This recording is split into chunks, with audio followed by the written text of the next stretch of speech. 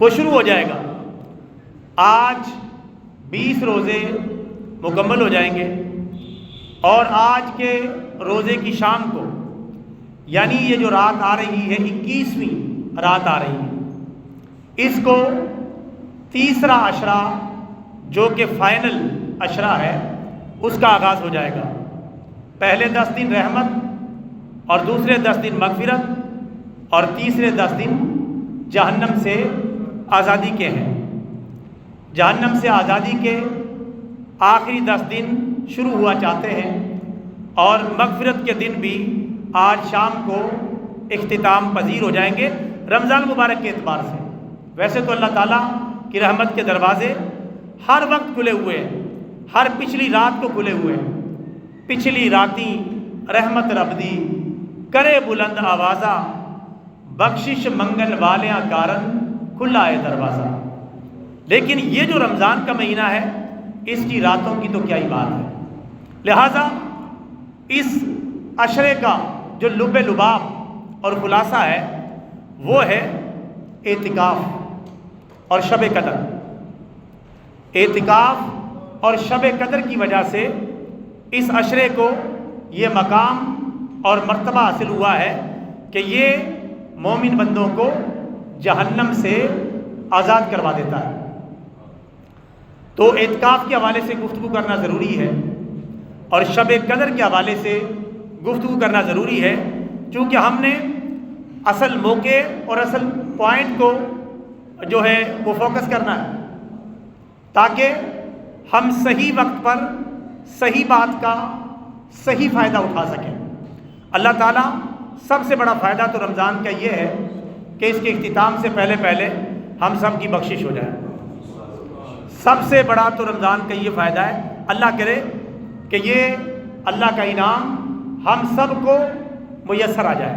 کہہ دیجیے آمین۔ برادران اسلام، اعتکاف کے حوالے سے میں کچھ قرآن سے اور کچھ پیارے نبی کے فرمان سے باتیں بیان کروں گا، توجہ کے ساتھ سنیں، پھر تھوڑا سا شب قدر کی طرف آئیں گے اور شرعی مسائل کی طرف بھی آئیں گے۔ مختصر سا وقت ہے، توجہ کریں۔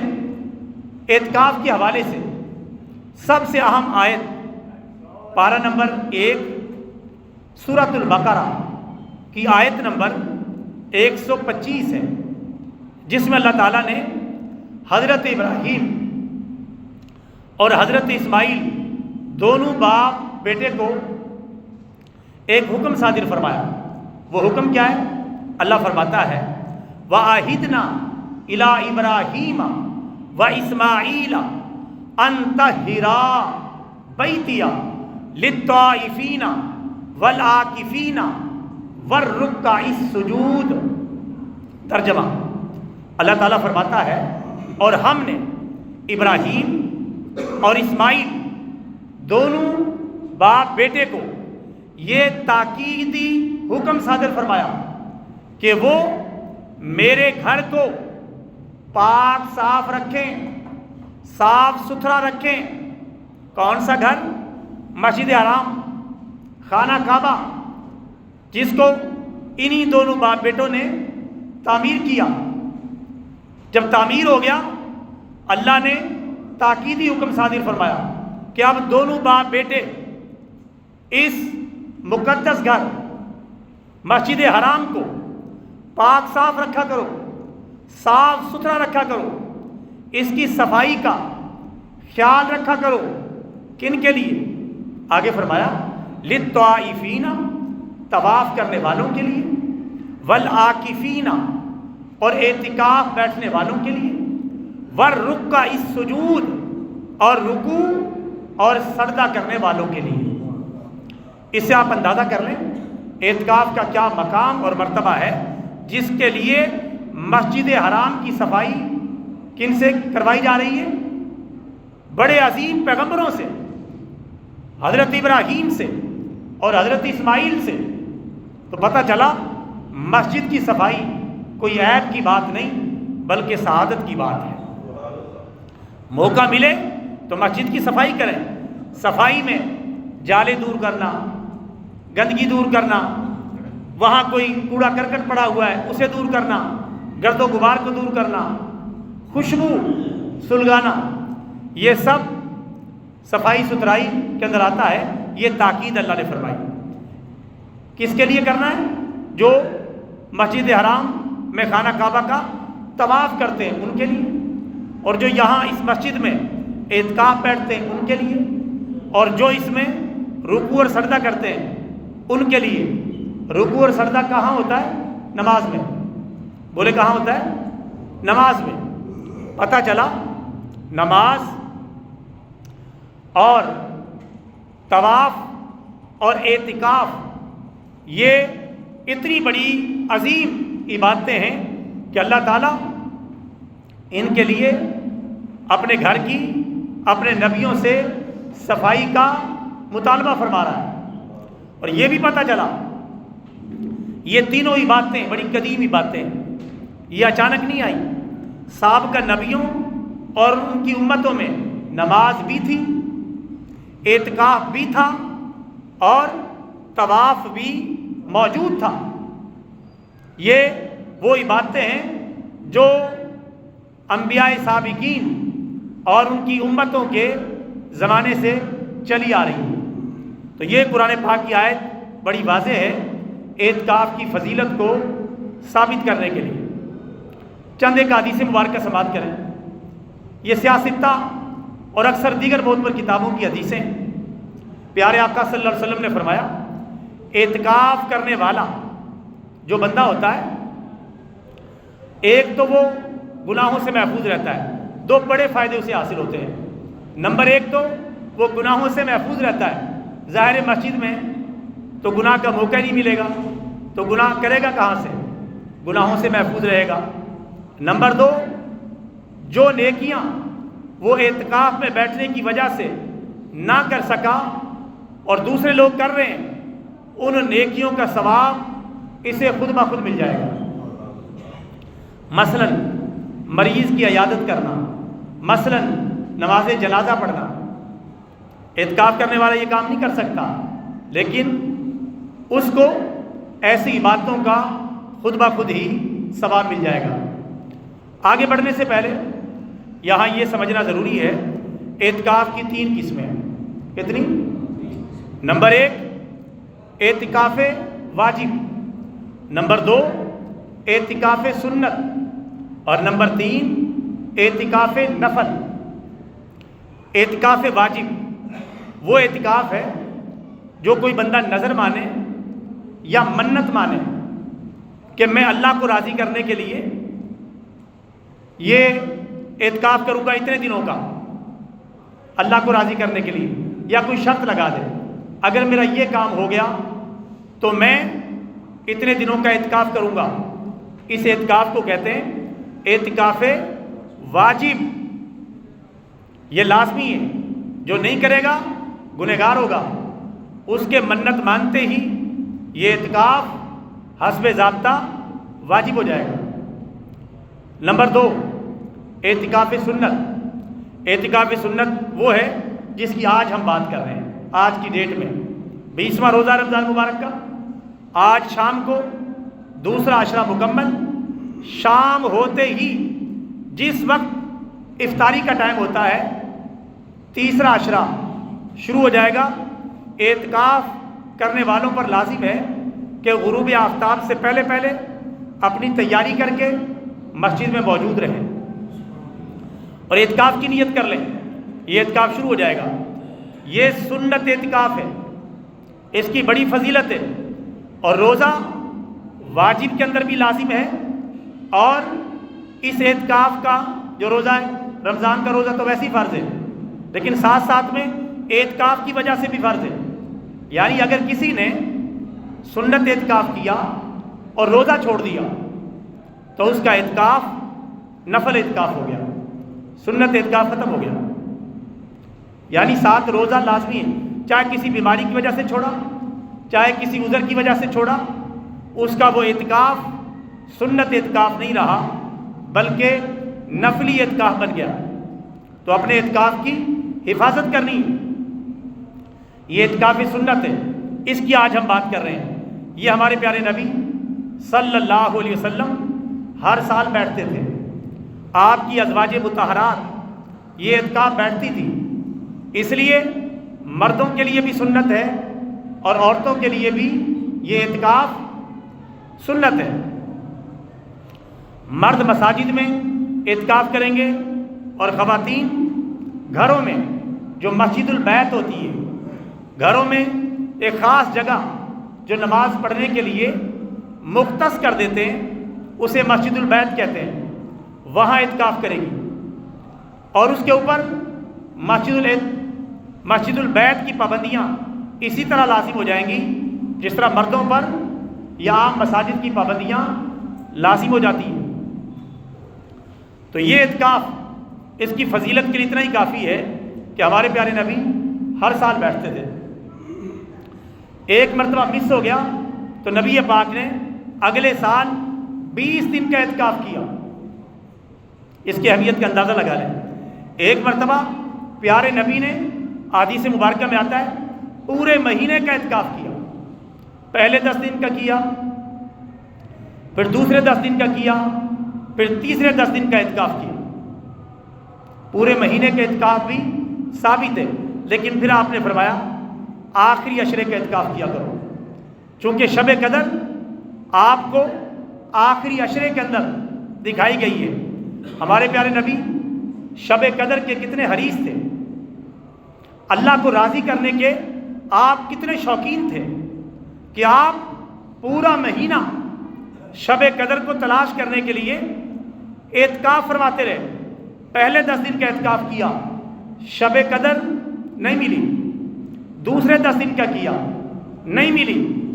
تیسرے 10 دنوں کے اندر آپ کو دکھائی گئی، بلکہ پہچان بھی کروا دی گئی، وہ رات بتا بھی دی گئی کہ وہ رات کون سی ہے آخری عشرے کے اندر. لیکن حدیث میں 2 باتیں پھر بیان ہوئی ہیں. وہ نامینیٹ رات کیوں اس کی نامینیشن نہیں ہو سکی، اس کی وجہ یہ ہے، ایک حدیث مبارکہ میں ہے کہ مجھے دکھائی گئی، پھر اللہ تعالیٰ کی طرف سے وہ رات بھلا دی گئی. اللہ تعالیٰ کی کوئی حکمت تھی، چونکہ اگر رات فوکس ہو جاتی، جس طرح نیکی کرنے کا ثواب بہت زیادہ تھا، اس میں گناہ کرنے کا عذاب بھی بہت زیادہ ہوتا، ہو سکتا عذاب آ ہی جاتا. تو اللہ تعالیٰ کی کوئی مہربانی ہے، اس میں بھی فائدہ ہے کہ اس رات کو اجل رکھا گیا ہے تاکہ اس کی طلب میں ہم طاق راتوں کے اندر آخری 10 دنوں کے اندر زیادہ محنت کریں اور زیادہ عبادت کریں، شب قدر بھی مل جائے اور اضافی ثواب بھی ہم حاصل کرنے میں کامیاب ہو جائیں. دوسری وجہ جو بیان کی گئی ہے پیارے نبی صلی اللہ علیہ وسلم نے خود فرمائی ہے، اور یہ سنیں، آج کے دور میں یہ حدیث مبارکہ بار بار سنانے کی ضرورت ہے. پیارے نبی فرماتے ہیں، اپنے حجرے سے تشریف لائے مسجد نبوی میں، آپ نے شمع رسالت کے پروانوں صحابہ کرام سے فرمایا کہ مجھے جیسے آپ تشریف لائے باہر دیکھا کہ 2 بندے آپس میں لڑ رہے تھے، کسی بات پر اختلاف کر رہے تھے، غالباً کوئی لین دین کا مسئلہ تھا. مسجد نبوی کے اندر ان کا جھگڑا ہو رہا تھا. نبی پاک باہر تشریف لائے اور ان کو دیکھا. آپ اس لیے باہر تشریف لائے تھے کہ آپ کو اس رات کے بارے میں کنفرم بتا دیا گیا تھا. پھر آپ نے ان کو جھگڑتے ہوئے دیکھا، ان کو سمجھایا اور صحیح بات ان کو سمجھائی. پھر آپ نے فرمایا میں اس لیے آیا تھا تاکہ میں تعین کے ساتھ شب قدر کو بیان کر دوں، تاکہ پتہ چل جائے کون سی رات شب قدر ہے. لیکن ان 2 بندوں کے جھگڑے کی وجہ سے مجھے وہ رات بھلا دی گئی، اس کا تعین اٹھا لیا گیا. اب تم تلاش کرو 21ویں رات کے اندر، 23ویں رات کے اندر، 25ویں رات کے اندر، 27ویں رات کے اندر اور 29ویں رات کے اندر تلاش کرو، ان میں سے کوئی ایک رات شب قدر ہے. اب اس کی نامینیشن کیوں اٹھائی گئی؟ 2 بندے جھگڑ رہے تھے.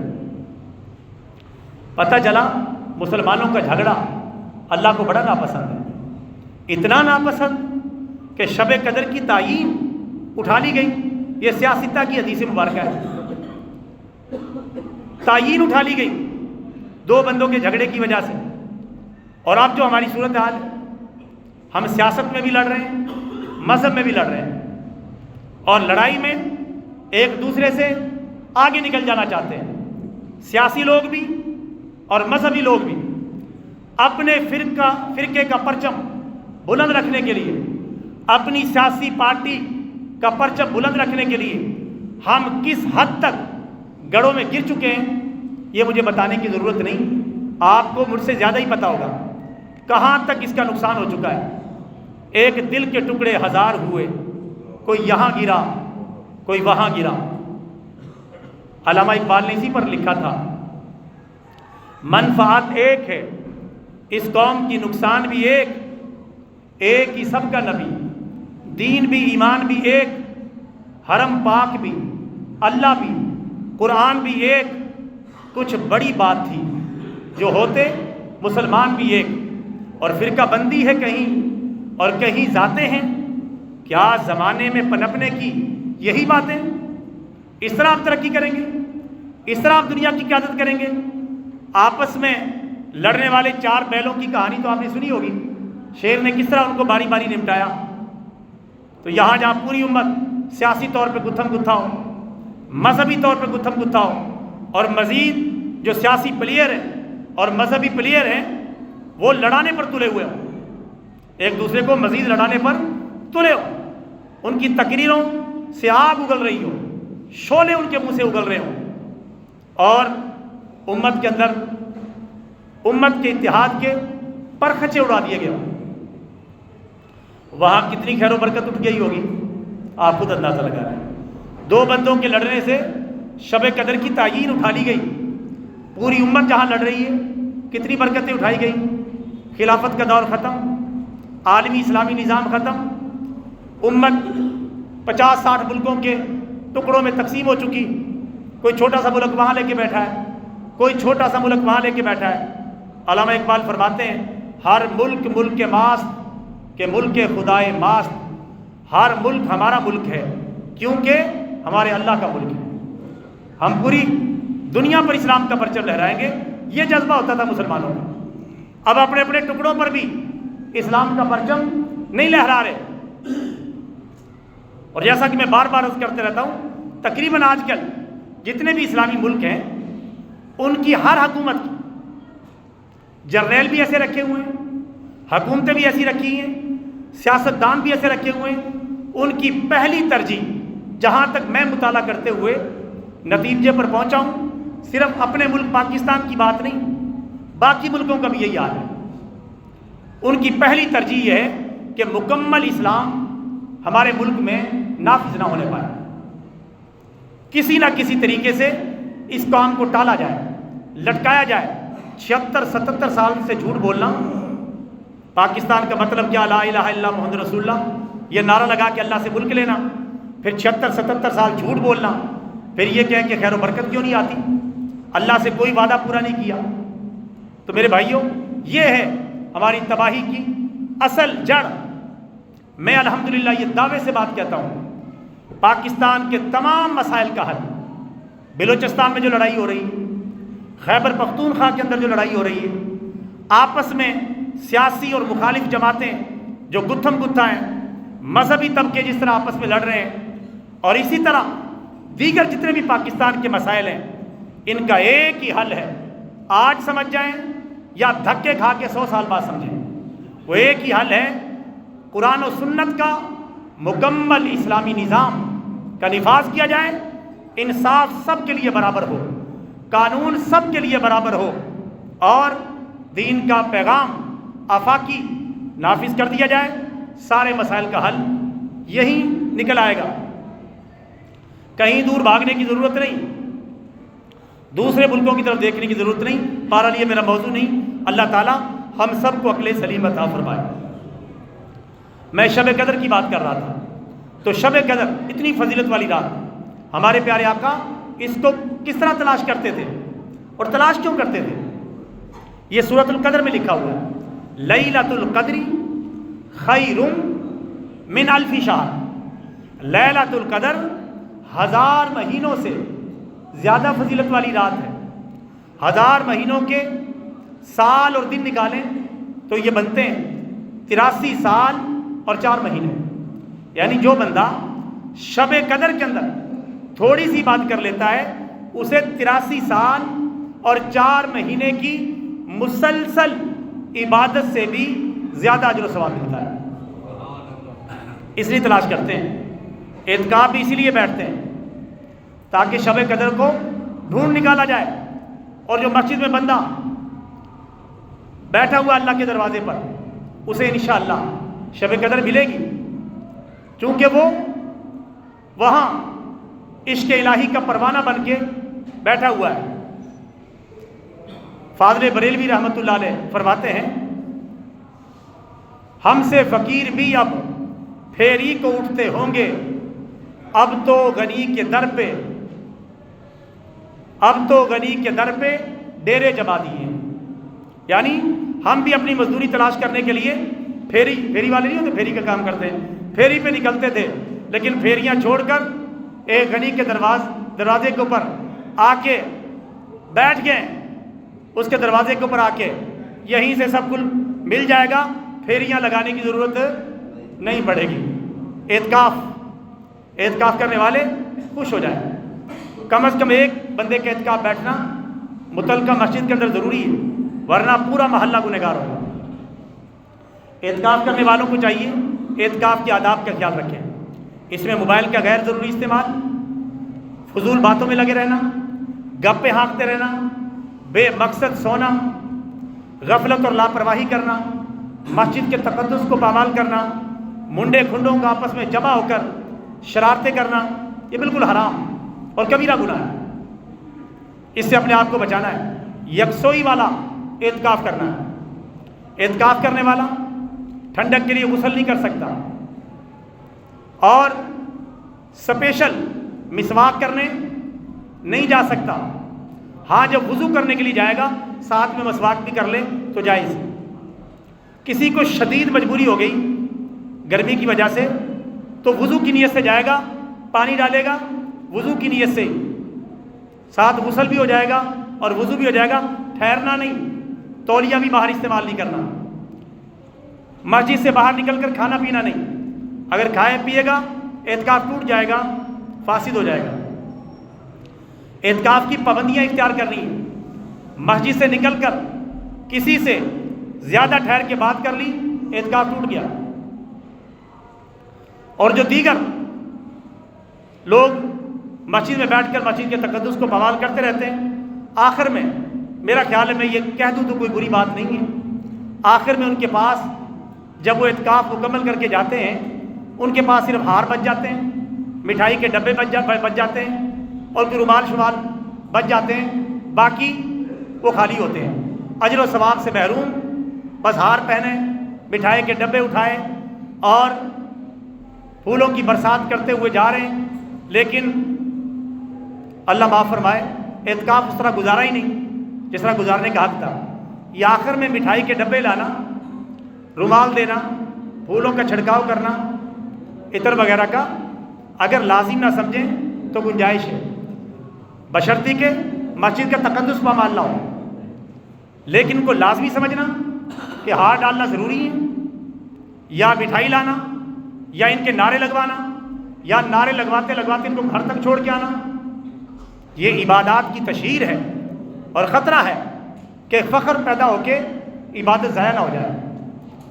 میں نے کئی جگہ دیکھا ہے کہ کئی لوگوں نے اعتراض کیا، کئی مسجدوں میں دیکھا ان کو نعرے لگاتے ہوئے ہاتھ ڈال کے گھر تک نہیں چھوڑ کے آئے، انہوں نے برا منایا اعتکاف کرنے والوں نے۔ لا حول ولا قوت الا باللہ، یہ عبادت اللہ کے لیے کی تھی یا اپنے نعرے لگوانے کے لیے کی تھی؟ بہتر ہے سادگی سے آئیں، سادگی سے جائیں، اور افضل تو یہ ہے عید کی نماز پڑھ کے جائیں، یہ فضیلت کوئی نہیں دیکھتا۔ اور اعتکاف والے اتنے بے صبرے ہوتے، خاص طور پہ منڈے کھنڈے، یعنی آخری دن جب چاند کا کوئی امکان ہوتا ہے دروازوں پہ پوچھتے جا رہے ہیں کہ چاند نکلا ہے کہ نہیں نکلا، یعنی اللہ معاف فرمائے ان کو بھاگنے کی پڑی ہوئی ہے، یہ اعتکاف کر رہے ہیں، آرام سے اپنا کام کریں، ساری دنیا کو پتہ چل جائے گا تو آپ کو بھی پتہ چل جائے گا۔ تو اس طرح کی جو خرافات ہیں ان سے خاص طور پہ نوجوان بزرگ ماشاءاللہ سمجھدار ہوتے ہیں، یہ منڈے کھنڈے سے جو ہے نا ان کی بڑی عجیب حالت ہوتی ہے، ان کو اپنی حالت پہ توجہ کرنے کی ضرورت ہے، اور جو چھوٹے بچے کوشش کریں ان کو اعتکاف میں نہ بیٹھنے دیں، کیونکہ کئی مسائل کھڑے ہوتے ہیں، مسجد کی بے حرمتی، کئی اور مسائل پیدا ہوتے ہیں۔ چھوٹے نابالغ غیر سمجھدار بچے بالکل نو عمر سے، ان بچوں کو اعتکاف کے لیے نہ بیٹھنے دیں، ان کو بھی بڑا ہونے دیں۔ بڑے حضرات ہیں، شادی شدہ حضرات ہیں، یا ایسے بچے ہیں جو نوجوان ہیں ماشاءاللہ اور سنجیدہ ہیں اعتکاف بیٹھنے کے اندر، اگر سنجیدہ نہیں تو ان سے پہلے عہد لیں کہ آپ نے سنجیدہ ہو کے یہاں بات کرنی ہے، تب اعتکاف جو ہے آپ کو بیٹھنے کا موقع دیا جائے گا۔ اس طرح کی پابندیاں ہلکی پھلکی ہونی چاہیے تاکہ مسجد کا تقدس باقی رہے۔ تو میرے بھائیوں، یہ اعتکاف کے چند ایک مسائل ہیں، شب قدر بھی اس کے اندر ہی تلاش کرنی ہے۔ آج 21ویں رات ہے، کوشش کریں تاک راتوں کی عبادت ضائع نہ ہونے پائے، تھوڑی بہت عبادت ضرور کریں، اور کچھ بھی نہیں کر سکتے تو اتنا تو کر لیں کہ ہر رات عشاء کی نماز بھی جماعت کے ساتھ پڑھیں اور فجر کی نماز بھی جماعت کے ساتھ پڑھیں۔ ہمارے پیارے نبی نے فرمایا جس نے عشاء کی نماز جماعت کے ساتھ پڑھی اس نے آدھی رات تک اللہ کی عبادت کی، اور جس نے فجر کی نماز جماعت کے ساتھ پڑھی اس نے پوری رات اللہ کی عبادت کی، تو پوری رات کور ہو گئی، عشاء اور فجر بھی پڑھ لیں، انشاءاللہ شب قدر کا ثواب بھی مل جائے گا۔ اللہ تعالیٰ سے دعا ہے اللہ تعالیٰ ہمیں اعتکاف، شب قدر اور آخری عشرے کی قدر کرنے کی توفیق عطا فرمائے، آمین ثم آمین، وما علینا الا البلاغ المبین۔